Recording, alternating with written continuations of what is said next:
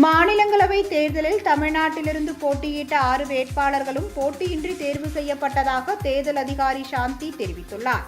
தமிழ்நாட்டிலிருந்து மாநிலங்களவை எம்பியான திருச்சி சிவா, என்ஆர் இளங்கோ, அந்தியூர் செல்வராஜ், கனிமொழி சோமு, தம்பிதுரை மற்றும் ஜி.கே. வாசன் ஆகியோரது பதவிக்காலம் வரும் ஏப்ரல் 2ஆம் தேதியுடன் நிறைவடைகிறது.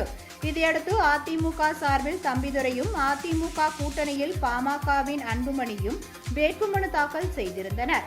திமுக சார்பில் திருச்சி சிவா, பேராசிரியர் கான்டஸ்டைன் ரவீந்திரன், கூட்டணியில் காங்கிரஸ் சார்பில் கிறிஸ்டோபர் திலக், தேமுதிக சார்பில் எல்.கே. சுதீஷ் ஆகிய 4 பேர் வேட்புமனு தாக்கல் செய்திருந்தனர். கடந்த மார்ச் 6ஆம் தேதி வேட்புமனுக்கள் மீதான பரிசீலனை நடைபெற்று 6 பேரின் வேட்புமனுக்களும் ஏற்கப்பட்டன. வேட்புமனுவை வாபஸ் பெற இறுதி நாளான இன்று வேறு யாரும் போட்டியிடாததால் 6 பேரும் போட்டியின்றி தேர்வு செய்யப்படுவதாக அறிவிக்கப்பட்டது. தொடர்ந்து போட்டியிட்டு வெற்றி பெற்ற 6 பேருக்கும் சான்றிதழ் வழங்கப்பட்டது.